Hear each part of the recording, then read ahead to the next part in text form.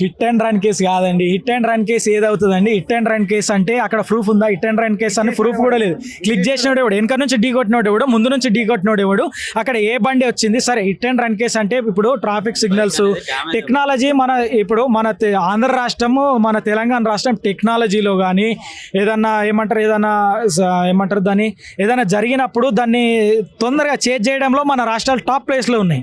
So hit and run case అన్నప్పుడు ఆ బండి దాకిన బండి ఏది, వెనక నుంచి ఢీ కొట్టిన బండి ఏది? హిట్ అండ్ రన్ కేసు అన్నప్పుడు ఇప్పుడు బండి ఇలా వెళ్తుంటే తాకితే సరే పడిపోతే ఈ కాలు మధ్యలో ఇలా బండి ఇలా పడిపోతుంది. కానీ బండి నిటారుగా ఇప్పుడు బండిని ఒక నలుగురు మోసుకొచ్చి నిదానంగా ముఖం కప్పేసి మన దుప్పటి చలికాలంలో దుప్పటి కప్పుకుంటే ఎట్లా నిండా కప్పుకుంటామో అట్లా బండిని కప్పేసారు. ఏ బండి కూడా, ఏ యాక్సిడెంట్ అయినా కూడా, కార్ అయినా కానీ బండి కానీ ఇట్లా పడదండి. ఇది ఖచ్చితంగా హత్యనే అండి. అక్కడ హత్య అయినట్టు అంటూ ఆనవాళ్ళు కూడా మా దగ్గర ఉన్నాయి. మీరు కూడా చూస్తుంటారు, మీరే మీ మీడియా వాళ్ళు కూడా చెప్పారు చెక్క పైన రక్తం ఉందని చెప్పి. ఇక్కడ కూడా ఫుట్ మార్క్ ఉందండి. ఇక్కడ మొత్తం మొత్తం మన రాడ్తో కొట్టినట్టు సైలెన్సర్ మీద రక్తం మొత్తం ఏంటంటే దాడి జరిగిన ఆనవాళ్ళే. గ్లౌజులు ఇప్పుడు మొత్తం దాడి జరిగిన ఆనవాళ్ళే ఉన్నాయి తప్పిస్తాడా యాక్సిడెంట్ అయిన ఆనవాళ్ళు ఒక్కటి కూడా లేవండి. ఎందుకు క్రైస్తవులు అంటే ఇంత ద్వేషం పెంచుకున్నారు? ఎందుకు? ఎవడు రెచ్చగొడుతున్నాడు మిమ్మల్ని? ఎవడు చెప్తున్నాడు? సో క్రైస్తవుల పైన రెచ్చగొట్టే మతోన్మాదులను వాళ్ళ మీద మాత్రం ఖచ్చితమైన నిర్ణయం అండి. పోలీసు వాళ్ళకి తెలియక ముందే కొంతమంది మతోన్మాదులు ఎవడు చంపేసి పడేశాడు అని పోస్టులు పెట్టడము, ఇది మాత్రం ఖచ్చితంగా ముమ్మాటికి హత్యే. అతను కూడా చెప్పాడు, మా ప్రవీణ్ అన్న కూడా కొన్ని రోజుల క్రితం కూడా నాకు థ్రెడ్ ఉంది, నాకు బెదిరింపు కాల్స్ వస్తున్నాయి, నా కూతుర్ని ఇద్దరు కూతురులు అండి అన్నకి, నా కూతుర్ని రేప్ చేస్తామని లేకపోతే వాళ్ళ భార్యను రేప్ చేస్తామని చెప్పి కూడా కొన్ని పోస్టులు పెట్టడము లేకపోతే బెదిరింపు కాల్స్ కూడా వచ్చినాయట.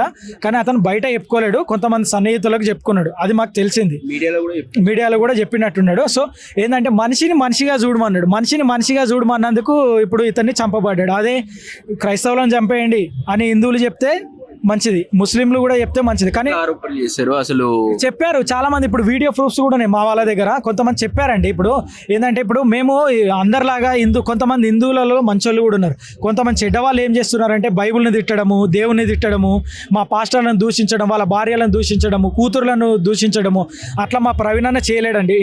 ప్రవీణ్ అన్న అని కాదు, యేసుప్రభుని నమ్ముకున్న ఏ ఒక్క క్రైస్తవుడు కూడా హిందూ దేవుళ్ళను కానీ ముస్లిం దేవుళ్ళను కానీ ఎవ్వరు కూడా కించపరచలేరు. కించపరిచినట్టు కూడా ఆనవాళ్ళు లేవు. మీకు దగ్గర ప్రూఫ్స్ కూడా మా క్రైస్తవులం మేము ఏంటంటే గౌరవిస్తామండి, మేము రియాక్ట్ అవుతాం. మా జోలికి రాకపోతే ఇంతకుముందు ఒక 2-3 సంవత్సరాల క్రితం 4 సంవత్సరాల క్రితం ఎంత హిందువులని అంటలేదు, హిందువుల నుంచి మెసేజ్ వచ్చినాయంట. అయ్యగారు హిందువులనే కాదు కానీ వేరే మత, ఇప్పుడు మా క్రైస్తవుని ఎందుకు చంపుతాడండి, హిందూ ఎందుకు చంపుతాడు, ముస్లిం ఎందుకు చంపుతాడు? ఎందుకంటే కొంతమంది పోస్టులు పెట్టారు. మీకు పోస్టులు కావాలంటే ఒక 10 minutes టైం ఇస్తే ఇది చూడండి. ఈమె ఏమనాలి చెప్పండి? ఈమె ఎంత మురిసిపోతుందంటే అసలు ఆమె పెళ్ళైన మాటలు అన్నీ వింటే మీకు ఇవన్నీ ఉన్నాయండి, చాలా డీటెయిల్స్ ఉన్నాయి, ఇవన్నీ వినిపిస్తాం. ఎందుకంటే ఇప్పుడు ఈమె హిందువే, మాట్లాడిన వాళ్ళు హిందువే. అంటే హిందువులు అంటే మొత్తం హిందువులు కాదు, హిందూ ముసుగు వేసుకొని జీవించేటోళ్ళు. చూడండి, పోస్ట్ మార్టం రిపోర్ట్ ఖచ్చితంగా ఏమైనా వస్తుందంటే గుద్దబగలు తాగి బండి కంట్రోల్ కాకపోవడంతో చచ్చిపోయడం. ఎట్లా తెలుసు? ఏమన్నా ఇన్వెస్టిగేషన్ టీమ్ లో ఉన్నాడా, లేకపోతే పోలీసా, లేకపోతే ఒక ప్రభుత్వ అధికారా, స్పాట్ జరిగిన దగ్గర ఉన్నాడా, లేకపోతే వీడు చేయించిండా అని మేము అనుకుంటున్నాం. ఇప్పుడు పోస్టులు పెట్టాలి. ఇప్పుడు సరే, ఇప్పుడు ఎంతో మంది హిందువులు కూడా వచ్చారు ఇక్కడికి, హిందువులు వచ్చారు, ముస్లింలు వచ్చారు. వచ్చిన వాళ్ళు ప్రతి ఒక్కరు పాపం అని చెప్పి కన్నీళ్లు గార్చుకొని వెళ్ళిపోయినారు. కానీ వీళ్ళలాగా రాక్షసానందము, శ్లోకానందం ఇట్లా పెట్టుకొని ఉండలేరు కదా. ఎందుకు ఇంత ఇంత ద్వేషం ఎందుకు? ఏమన్నా ఇప్పుడు అమర ప్రసాద్, లలిత్ కుమారు, కరుణాకర్ సుగుణ, డిచ్కి బాబా, ఏం పేరు, రాధా మనోహరు, పంది ప్రవీణ్, వీళ్ళని ఏమన్నా అన్నాడు? వీళ్ళ గురించి ఒక్క మాట కూడా మాట్లాడలేదు. ఎందుకంటే మీరు రెచ్చగొట్టద్దు, శాంతియుతంగా వాళ్ళతో డిబేట్ చేసి కూడా ఎంతో శాంతంగా మాట్లాడారు. వీళ్ళలాగా రెచ్చగొట్టే వాక్యాలు చెప్పలేదండి. ఇది ముమ్మాటికి హత్యనే అండి. అక్కడ ఆనవాళ్ళు కూడా ఉన్నాయి సార్, మీకు ఫొటోస్ అన్ని, మీరు కర్రలు ఉన్నాయి, ఇవి చెప్పాలంటే అందరికీ తెలుసు సార్. కానీ చాలా సైలెంట్గా ఉండే. ఎందుకంటే క్రైస్తవ సమాజానికి క్రైస్తవులు అంటే చులకన అయిపోయారు సార్. ఈ రోజు రేపు చులకన చేస్తున్నారు. ప్రభుత్వాలు కూడా దీనిపైన స్పందించాలి. ఎందుకంటే అన్ని మతాలు ఒకటే. ఇప్పుడు మనం సెక్యులర్ దేశం సార్. ఓన్లీ హిందువులే బతకాలని లేదు కదా. ఇప్పుడు ఇండియాలో ఎంతోమంది సిక్కులు, బౌద్ధులు, హిందువులు, ముస్లింలు ఎంతోమంది బతుకుతున్నారు. అందరం కలిసిమెలిసి ఉన్నాక మతోన్మాదులు కొంతమంది ఒక 4-5 ఒక 10 మంది 20 మంది మతోన్మాదుల వల్ల ఏంటంటే మొత్తం హిందువులు, ముస్లింలు, క్రైస్తవులు రెచ్చగొట్టే వాక్యాలు. ఎందుకంటే ఒకళ్ళకొకళ్ళకు పడకుండా చేస్తున్నారు. వాళ్ళపైన తగిన చర్యలు తీసుకోవాలి. ఇది కేసు ఏంటంటే ఇప్పుడు ప్రతి ఒక్క టెక్నాలజీ మొత్తం పెరిగింది. మొత్తం ఏంటంటే హైదరాబాద్ టాప్లు ఉందండి. ఇప్పుడు కనుక్కోవాలంటే 1 గంట 2 గంటలలో కనుక్కుంటారు. కానీ ఇంత లేట్ ఎందుకు చేస్తున్నారు అనేది మాకు అనుమానం. ఇప్పుడు అనుమానం ఏంటంటే మాకు నిన్న జరిగింది, మొన్న జరిగింది, ఈ 2 రోజుల దగ్గరకు వస్తుంది. అయినా కూడా ఇప్పటికి కూడా ఏ ఒక్క నిర్ధారణ మాకు చెప్పలేరు. నిజం ఇప్పుడు డాక్టర్లు పెద్ద డాక్టర్లను పెట్టినాం, విచారణ జరిపించినాం, టాప్ టీముతో ఇన్వెస్టిగేషన్ చేయించినాం అన్నారు. ఆ టాప్ టీం ఇప్పటికి కూడా మాకు కనీసం సరే ఇది యాక్సిడెంట్ అంటే అవునండి ఇది యాక్సిడెంట్కు చెందిన ఆనవాళ్ళే ఉన్నాయి అని చెప్పి ఒక మాట రిలీజ్ చేయలేదు. ఇది హత్య అని చెప్పి ఏది కూడా చెప్పట్లేదు. ఎందుకు దాస్తున్నారు అనేదే మా అనుమానం. ఇప్పుడు దాచితేనే కదా అది అబద్ధము. నిజం అయితే బయటకు వచ్చేస్తుంది. అబద్ధం ఉంటేనే తప్పితేనే అబద్ధం చెప్తేనే తడబడతారు, దాచిపెడతారు. దోషులు ఎవరో తేలాలండి. మా డిమాండ్ ఏంటంటే మేము వెళ్ళి దాడి చేయాలంటే ఎంతసేపు కాదు, దోషులు ఎవరు అనేది తెలియాలి. సో మెయిన్ ఏంటంటే క్రైస్తవుల పైన ఇటువంటి దాడులు ఆపాలి.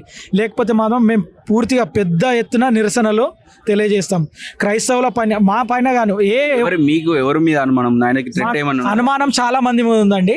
ఇప్పుడు ఎవరైతే అతని మీద ఇప్పుడు ఎవరైతే చనిపోయినాక రాక్షసానందం పొందుకుంటూ పోస్టులు పెడుతున్నారో ప్రతి ఒక్కడు ఆడు నిందితుడే, వాడు ఒక హత్య చేయించినోడే అని మా అనుమానం. ఎందుకంటే ఇప్పుడు చాలా మంది ఉన్నారండి. ఇప్పుడు మీరే ఉన్నారు ప్రెస్ వాళ్ళు, చనిపోయిందని చెప్పి బాధపడుతున్నారు, సంతోషపడుతున్నారు. బాధపడుతున్నారు కదా ఎందుకు? మీరు హిందువో క్రిస్టియో ముస్లిం మాకు తెలియదు. ఎందుకంటే ఎవరైనా మనిషే.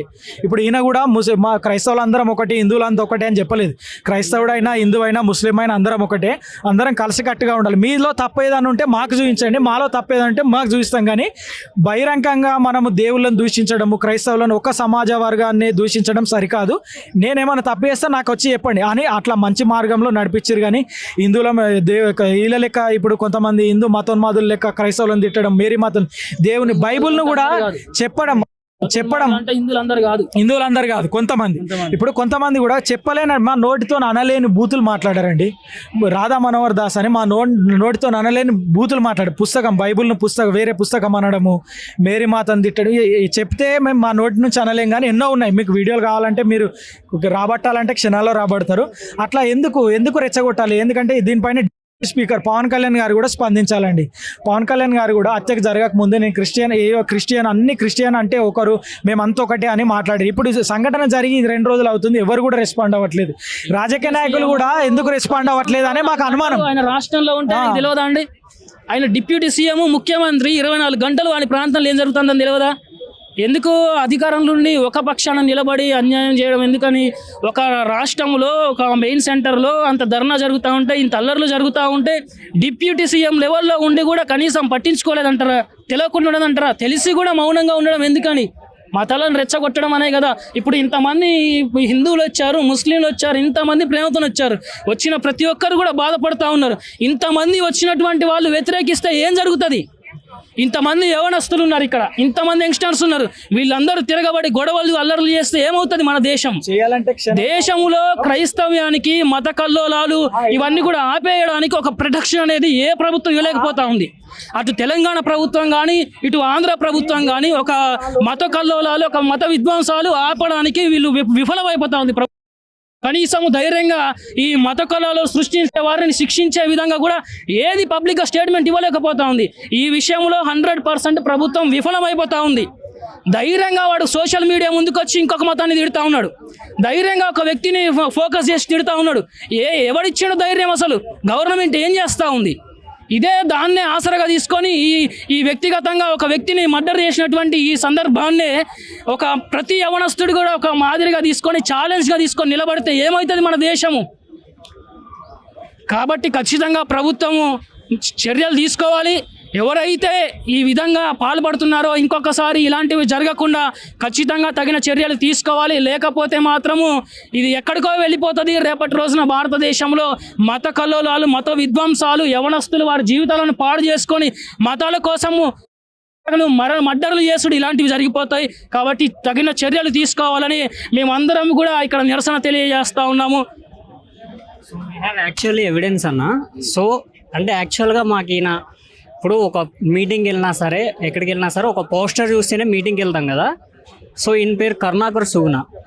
1 month బ్యాక్ ఇన్సిడెంట్ జరిగిన 2 days కదా. ఇగో చూడండి, ప్రవీణ్ పగడాల గాడు February 15వ తారీఖున నామవరం దగ్గర మీటింగ్ వస్తున్నాడు. అంటే actually they are planning to do something. So వీళ్ళకంటే ఒక గ్రూప్ ఉంది, ప్రతి చోట వీళ్ళకి ఒక గ్రూప్ ఉంది. ఏ పాస్టర్ ఎక్కడికి వెళ్తున్నాడు, ఎవడు ఎక్కడుంటున్నాడు, ఎవడు ఏ మీటింగ్కి వెళ్తున్నాడు, ఏ కార్లో వెళ్తున్నాడు అనేది ప్రతిదీ వీళ్ళు ఏం చేస్తారంటే, ఈ హెడ్ అనే వాళ్ళకి వీళ్ళకి ఏం చేస్తారంటే ఇన్ఫర్మేషన్ ఇస్తూ ఉంటారు. సో ఇప్పుడు చాలా జరిగింది. అక్కడ మీరు చూస్తే కర్ర మీద బ్లడ్ ఉంది. అది యాక్చువల్గా ఆ బండి ఆయన మీద పడ్డం అనేది అది ఇంపాసిబుల్. అసలు 99% మనం ఏ యాక్సిడెంట్ అయినా సరే, ఇఫ్ ఇన్ కేస్ కారు గుద్దినా ఏం గుద్దినా సరే, కారు ఒక చోటు ఉంటుంది, లేదా బండి ఒక చోటు ఉంటుంది, మనిషి ఒక చోటు ఉంటాడు. సో ఇదంతా ప్లానింగ్. సో ఇక్కడ మీరు బాగా అబ్జర్వ్ చేస్తే పోలీస్ డిపార్ట్మెంట్ కూడా సీసీటీవీ ఫుటేజ్ని కావాలని దాచారు. సో దీనిపైన రాజకీయ కుట్ర చాలా ఉంది. ఎందుకంటే ఇప్పుడు సీసీటీవీ ఫుటేజ్ మనం ఒక 1/2 hour లేదా ఒక 1 hour చూస్తే అంటే కంప్లీట్గా అక్కడ ఏం జరిగింది సిచ్యువేషన్ అనేది మొత్తం తెలిసిద్ది. కానీ డిఎస్పీ గారు ఏమంటున్నారంటే, మేము ఫుటేజ్ ఎవరు చూపించాం, ఓన్లీ వాళ్ళ ఫ్యామిలీ వరకే చూపిస్తాం అని ఆయన కూడా చెప్పిండు. అది లైవ్లో కూడా మనం విన్నాం. సో ఒకటి, పోలీస్ డిపార్ట్మెంటు ఈ ఇన్సిడెంట్ని దాస్తుంది. రెండోది, దీని వెనకాల రాజకీయం ఉంది కాబట్టి, రాజకీయ బలం ఉంది కాబట్టి ఈ కేసు బయటికి రావట్లేదు, జస్ట్ కేసు అని కొట్టేస్తున్నారు. సో మా దగ్గర ఇంకొక ఎవిడెన్స్ ఉంది. అది ఏంటంటే, ఆయన్ని ఫస్టే వాళ్ళు అటాక్ చేశారా లేదా ఆయన నిద్రలో ఉన్నాడా అనేది మాకు తెలియదు. కానీ వీళ్ళంతా ఇప్పుడు సోషల్ మీడియాలో వీళ్ళంతా ఏం చేస్తున్నారంటే, వాడు విజయవాడ నుండి హైదరాబాద్ నుండి విజయవాడ బయలుదేరి వస్తూ మధ్యలో తాగేసి వచ్చాడు, అందుకనే యాక్సిడెంట్ అయ్యింది. So we have actual evidence. ప్రతిదానికి మా దగ్గర వీడియోస్ ఉన్నాయి.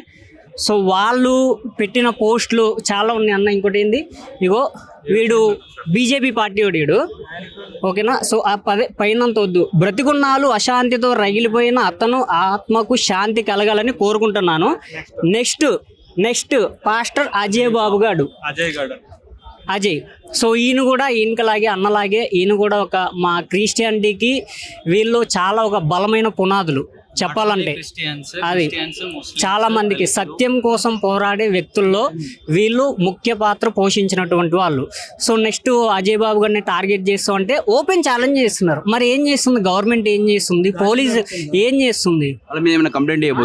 కంప్లైంట్ ఏమని ఇస్తాం సార్? ఇప్పుడు మాకు అసలు పోలీస్ దగ్గర 4 రోజుల ముందు రాధా మనోహర్ దాస్ ముందట కంప్లైంట్ చేశారు.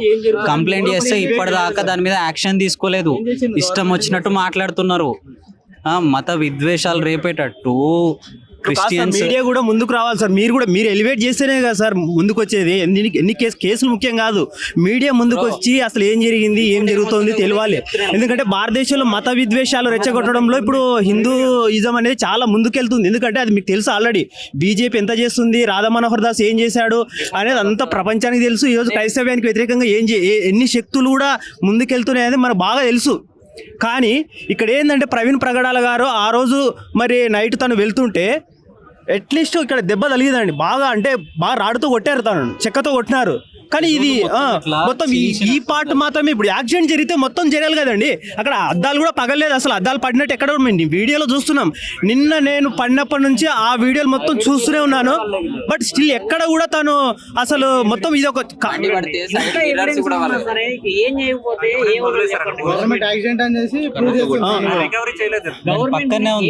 గవర్నమెంట్ కూడా ఏమైందంటే అది ఒక హత్యగా చిత్రీకరిస్తలేదు. అసలు దీన్ని యాక్సిడెంట్ అంటారా? ఇన్ని ఎవిడెన్స్లు ఉన్నా సరే చేతగాంతనంగా గవర్నమెంట్ పోలీసు వాళ్ళు ఇట్లా వ్యవహరిస్తే యాక్సిడెంట్ అయితే ముఖం ఇలా పగులుతుందా చెప్పండి? గవర్నమెంట్ అడుగుతున్నా, యాక్సిడెంట్ అయితే ఇట్లా 3 రోజులు అవుతుంది. గవర్నమెంట్ ఏం చేస్తుంది? గాజులు తొడుక్కుని ఇంట్లో కూర్చుందా గవర్నమెంట్? మొన్న కంప్లైంట్ ఇచ్చాం కదా, ఏం చేశారు ఇప్పటిదాకా? ఆయన టీ షర్ట్ మీద ఫుట్ ప్రింట్ కూడా చూడండి మీరు, క్లియర్ గా మీకు కనిపిస్తుందా కదా? మరి దీన్ని ఏమనాలి మీరు చెప్పండి. ఇప్పుడు మీరు చూశారు కదా, బండికి చిన్న స్క్రాచ్ లేదు, హెల్మెట్ పెట్టుకున్న అతనికి హెల్మెట్ కూడా ఒక చిన్న స్క్రాచ్ లేదు, కానీ తల మాత్రం లోపల పగిలిపోయి చాలా బ్లీడింగ్ అయింది. ఒక డ్రెస్ చినిగినట్లేదు. యాక్సిడెంట్ అయితే అక్కడ కనీసం ఒక గుద్దుకున్న ప్లేస్లో ఏదన్నా ఒకటి ఆనవాళ్ళు దొరుకుతుంది, కనీసం అట్లా గుద్దుకున్నట్టు లేదు. పక్కన రోడ్డు పక్కన అట్లా పెట్టేసి ఉన్నారు, అదే యాక్సిడెంట్ అంటారు చెప్పండి? ఒక్క చిన్న సీసీటీవీ ఫుటేజ్ కూడా రావట్లేదు. ఒక 10 seconds అది ఒక్కటేసి తాగేసి నడిపిరు అనేసి ఇష్టం వచ్చినట్టు మాట్లాడతారు. అది కూడా వీడియోస్ ఉన్నాయి. ఎవడు ఇప్పుడు పడితే వాడు హత్య ఇష్టం వచ్చినట్టు జరిగింది మాట్లాడతారు. అనడానికి చాలా సాక్ష్యాలు ఉన్నాయి. అక్కడ హత్య జరిగింది అని చెప్పడం చాలా సాక్ష్యాలు ఉన్నాయి. మరి తాగి బండి నడిపిండు అని చెప్పడానికి ఏం ఆధారం ఉన్నాయి? ఏం ఆధారం, సాక్ష్యం ఏదైనా ఉందా? అక్కడ ఇన్వెస్టిగేషన్ చేసినటువంటి వాళ్ళు చెప్పట్లేదు. వాడికి అసలు బుద్ధి ఉందా? ఒక పాస్టర్ లో మాట్లాడవచ్చు, తాగి నడిపాడని చెప్పడానికి ఎంత వాడికి ధైర్యం ఉండాలి చెప్పండి. ఇన్ని వేల ఒక మంది పాస్టర్ ఎవరైనా అట్లా మాట్లాడతాడా? వాడికి అసలు తెలివి ఉందా? తాగి ఎవడన్నా బండి నడుపుతాడా?